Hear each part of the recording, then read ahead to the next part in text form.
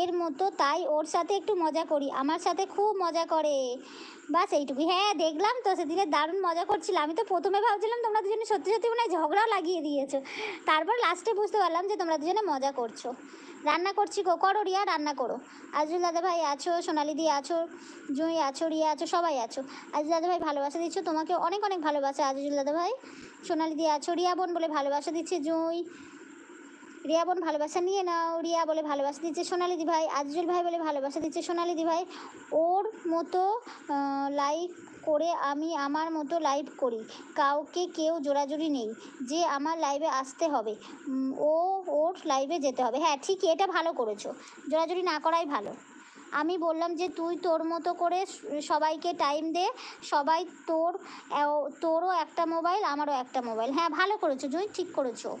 কিন্তু সেদিনে তোমরা দুজনে যে ঝগড়া করছিলে, পরে তো বুঝতে পারলাম যে তোমরা দুজন মজা করছো, খুব সুন্দর লাগছিল তোমাদের দুজনের মজা করাটা।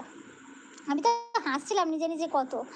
আমাকে ভালোবাসা জানানোর জন্য বোন আমি খুব খুশি হলাম, আমি জানাই আমার অন্তর থেকে হাজার হাজার ভালোবাসা, বলছে আজুল দাদা ভাই। রুবিদি আছো, তাই ওকে বললাম যে আসতে হবে না, তোকে তোকে যে টাইম দেয় তুই তাদেরকে টাইম দে, বলছে জুঁই। হ্যাঁ একদম ঠিক বলেছো। গোপিকাদি ভাই আছো, গোপিকাদি ভাই আছো। আজকে সকাল থেকে আমি কারো লাইভে যাইনি, একদম মন মেজাজ ভালো ছিল না। কেন আজুল দাদা ভাই মন মেজাজ ভালো নেই কেন?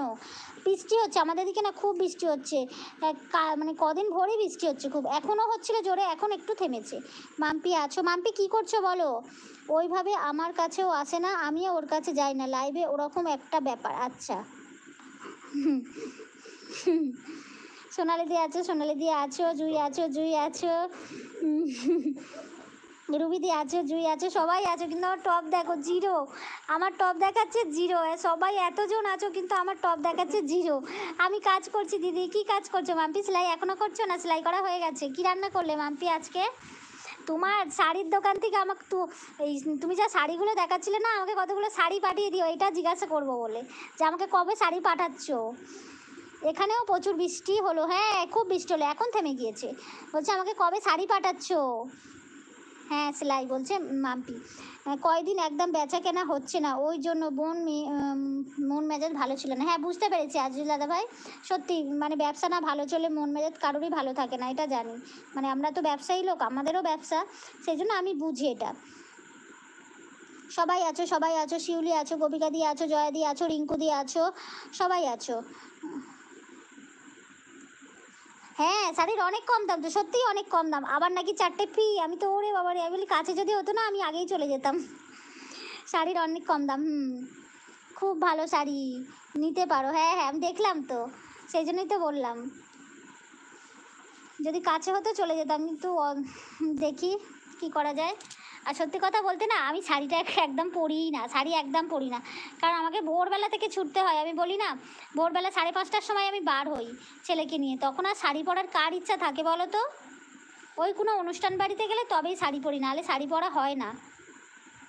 ভোরবেলা তখন আমি উঠে যাই 4:30 বাজলে, 5:30টার সময় ছেলেকে নিয়ে বার হয়ে যাই আমি, তখন কি আর শাড়ি পরতে ইচ্ছা করে? আবার আসি, আবার এসে ছুটি, রান্না টান্না করি, হাফ করি, হাফ আবার এসে করি, ওকে আনতে যাই, এনে আবার হাফ রান্না বাকি থাকে সেগুলো করি, আর শাড়ি পরার ইচ্ছা যায় না। আমাকে ভিডিও করতে বললো তাই করলাম। ভালো হয়েছে, খুব সুন্দর ভিডিও হয়েছে তোমার, দারুণ হয়েছে তোমার ভিডিওটা। মোবাইল দাদা আছো, মোবাইল দাদা আছো। আজুল ভাই কেমন আছো জিজ্ঞাসা করছে গোপিকাদি ভাই। আজুল ভাই দেখো তোমাকে গোপিকাদি ভাই জিজ্ঞাসা করছে কেমন আছো। জুই আছো,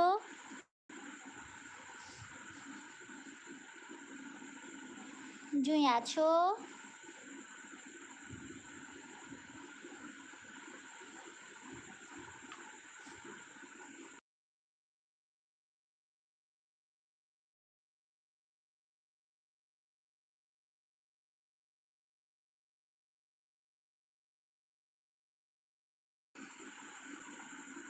জুই বলছে রিয়া আছো।